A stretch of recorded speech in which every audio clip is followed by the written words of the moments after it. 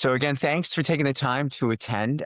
So we're going to discuss the recent layoffs and the increasing volatility that we're seeing in the economy. We'll address some of the economic headwinds, and then we'll delve into the options you have if you've gotten a pink slip or if you know somebody who is facing a layoff right now. Prior to our starting, of course, we have to have our disclosures.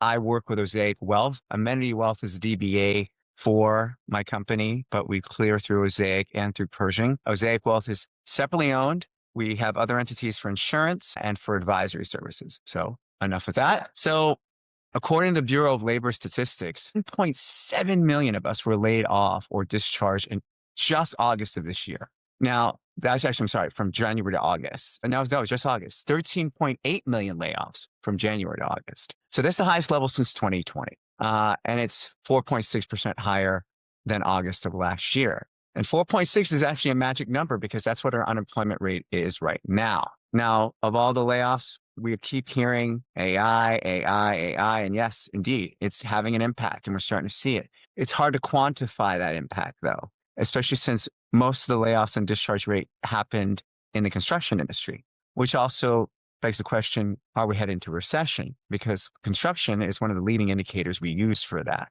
That could be anybody's guess. But right now, the layoff landscape is we have more that are occurring, the highest since 2020, as I mentioned. We had 950 job cuts through September, according to Reuters. And of course, there's cost pressures, changing consumer habits. One example of this is our Black Friday. Black Friday this year was up 4.1% from last year, modest. But when you figure in inflation, the real return was 1%. So we are starting to see a slowdown in consumer behavior. That's important simply because 70% of our GDP is based on consumer behavior, right? So if they're not buying, then we're going to start seeing our GDP go down. That, of course, is going to have an impact, not just on going concerns, but future layoffs, because layoffs are contagious. I mean, essentially what we're seeing, and of course the verbiage is up on your screen, it's a competitive landscape. And as there are fewer and fewer players in any given sector, say, for example, telecommunications, right? Remember, there were a lot of baby bells, and especially now with cellular, it's about 3 to 4 major ones, right? With the smaller ones either using the lines by the big ones or being gobbled up. So we probably will start seeing them. And of course, the problem is that a worker who's laid off during a recession has a 19% decrease in their future lifetime earnings, right? Compared to 11% if it's a layoff during normal times. So if we don't hit a recession, that's great news. If we do, right, we could have actually a very, very deleterious impact on it. And this is Professor Jeffrey Pfeffer from Stanford, sorry.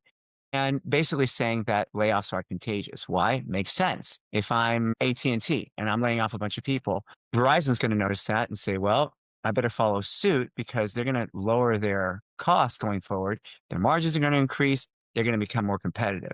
So that's what we're starting to see. The other problem is that we're still figuring out how tariffs are impacting a lot of these different sectors, as well as the change in how we get immigrant workers in here, right? The H-1B visas being so expensive now, or the new legislation that they want to increase the cost just for the application.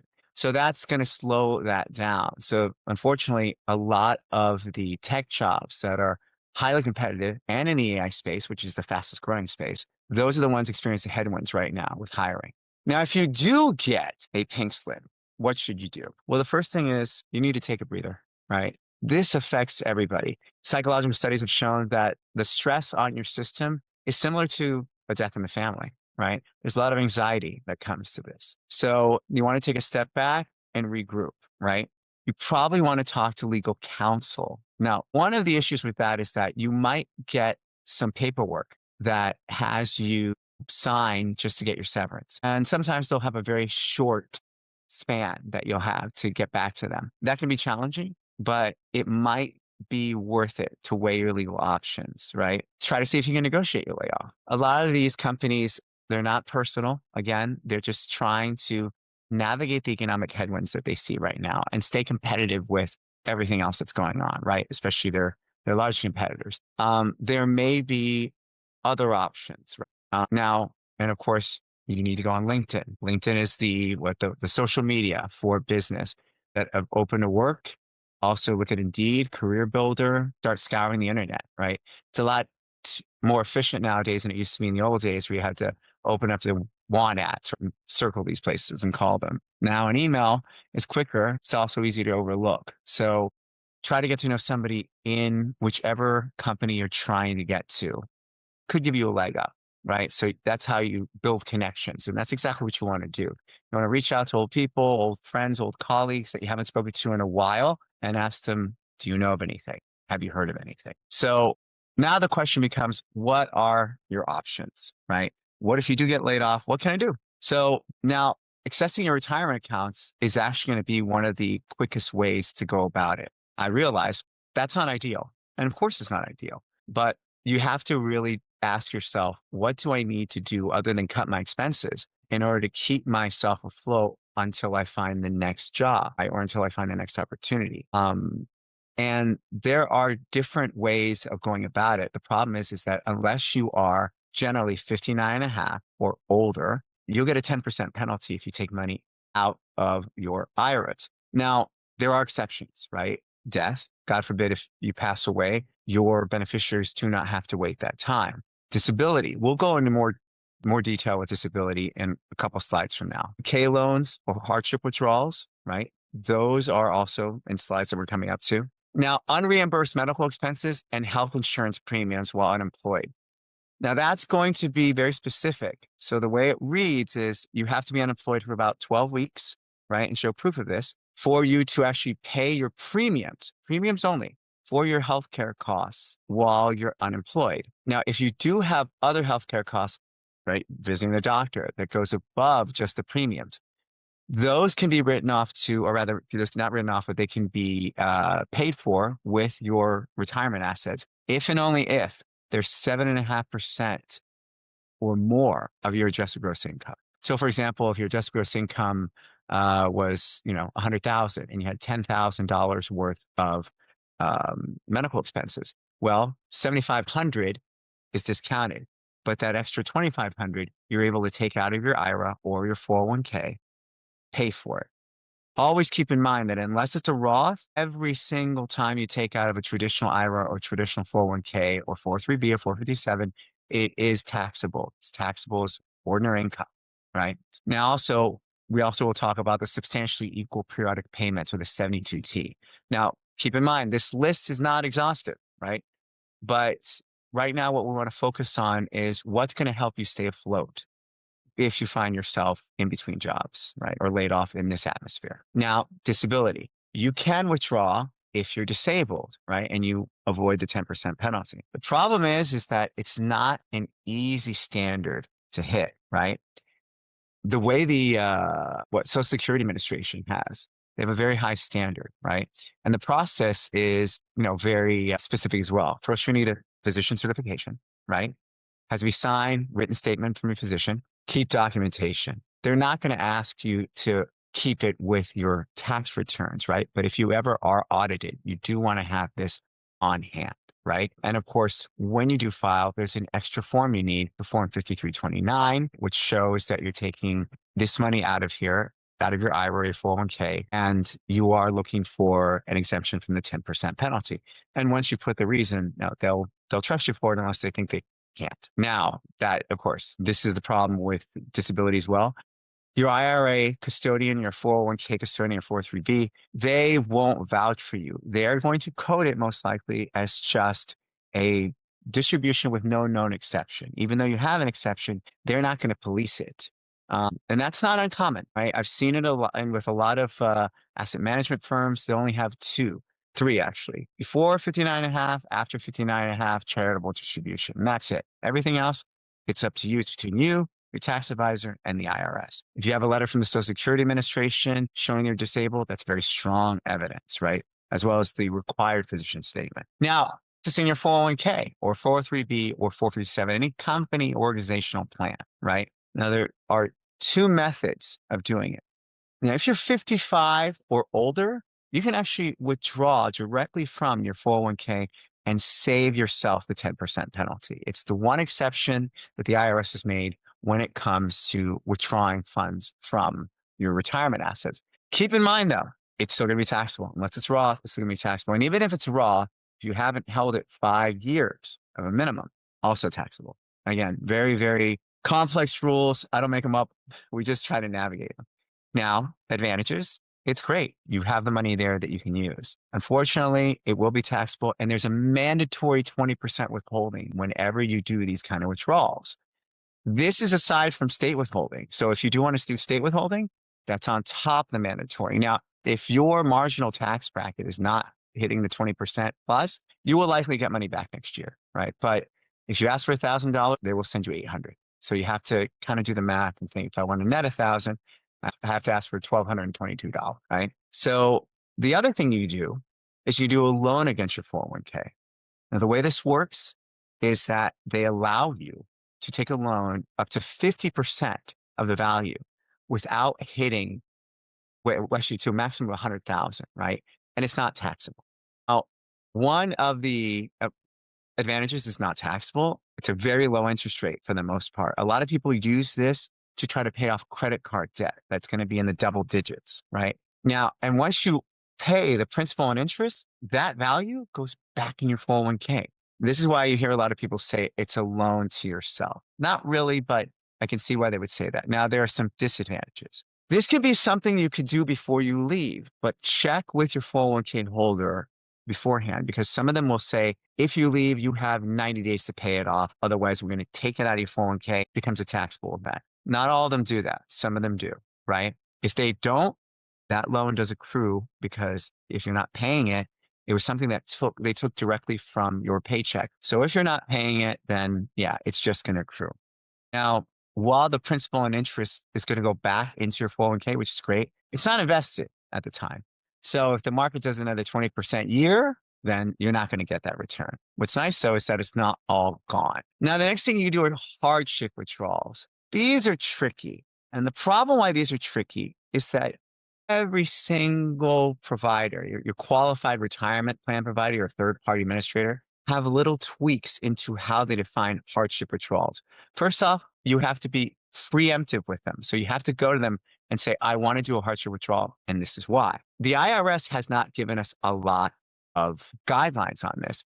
They set a criteria of, quote, immediate and heavy financial need, which is great, right? But the problem is that with the particulars, the IRS just gives us that standard, but individual plans make the final decision. They'll decide what's an immediate and heavy financial need, right? Have to approve the request. It is possible that they don't allow for it. It is interesting. Like even during 2020, when we had the CARES Act, some people were able to withdraw a certain amount from their IRAs and 401ks and pay that tax over 3 years, right? Because the sky was falling. T. Rowe Price, which is with the SoCal Gas Company, did not allow it, right?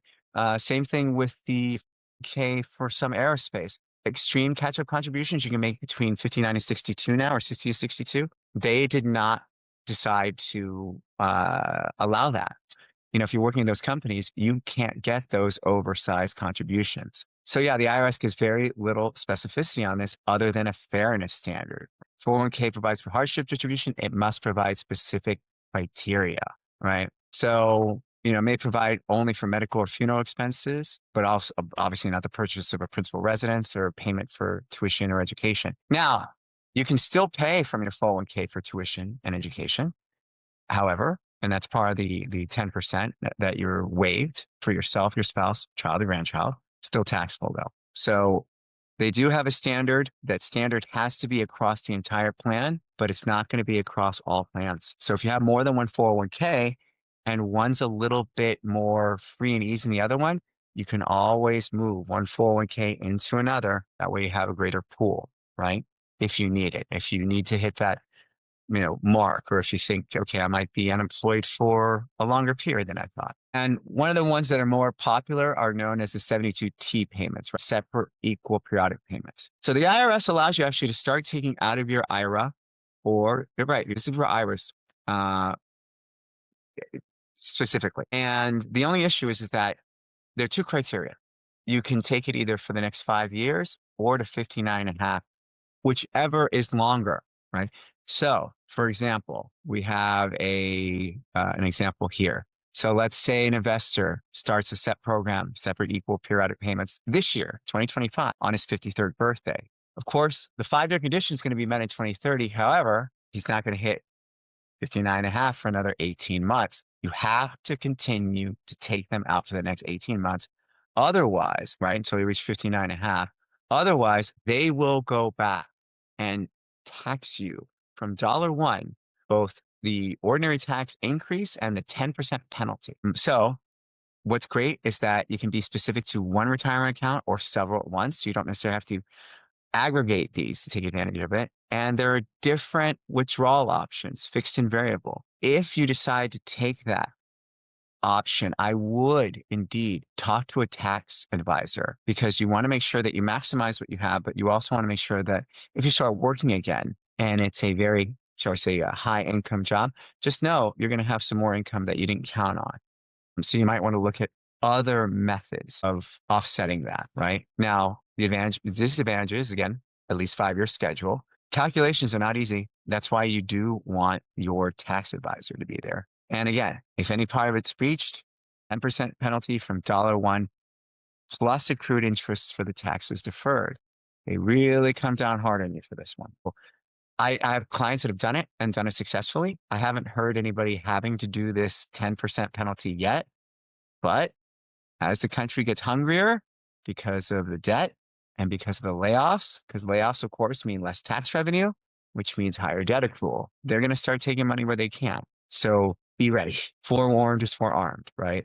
So in summary, take a breather, take a step back, take a deep breath, survey the landscape, right? If you have a financial plan in place, you need to revisit it, right? Because this is a big change. This is right up there with divorce and premature death or death of a spouse. This is a major, major change in life.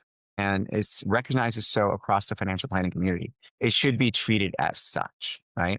Don't watch the news. The news is not there to help you. The news is there to keep you engaged. Same thing with social media. If you want to look at cat videos, maybe reprogram their algorithm so that it doesn't show you the scary stuff.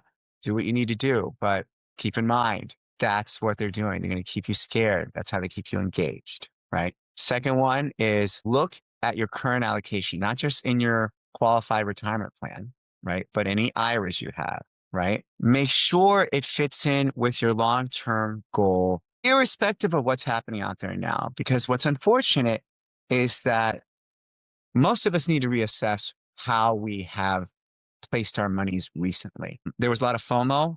The AI bubble hit. Everybody wanted to get a piece of it. I don't blame them. However, now we're starting to see things like OpenAI search for, I don't know, $100+ billion valuation on $13 billion worth of revenue. In some financial planning communities, or actually some financial analysis communities, that dog don't hunt, right? So you need to step back and do it the old fashioned way. You need to look and think, okay, what is my risk tolerance in absentia of any of the other noise? Because being laid off is noise too, right? It's probably not going to be forever. So talk to your financial advisor and your professional. You really need to weigh this new reality, right? And then, of course, if it makes sense, calibrate. Lastly, I'm going to repeat it. Don't panic. Just to answer, everybody has a why as to why they're doing it. 2008 hit me too. And I saw it firsthand. I saw the panic, the complete lack of any real compass that people had at that time. Luckily, we're not there. That was a very exceptional recession because that was one that was a bubble based on one center, real estate. So the real estate bubble, which brought up all these cottage industries and all these mortgage service industries and mortgage underwriting industries. And then it also was then securitized and given AAA ratings and then put in pension plans. So overnight, pension plans saw a huge markdown in their assets. That set a panic, and that's why the market started falling very quickly. I'm not saying it can't happen now. I'm saying that if we do have a recession now, the economy is not built the same way it was built then, right? Or at least this boom isn't built that way. We do have a lot of little bubbles. We're seeing it in Bitcoin. We're seeing some pressures in the AI sphere.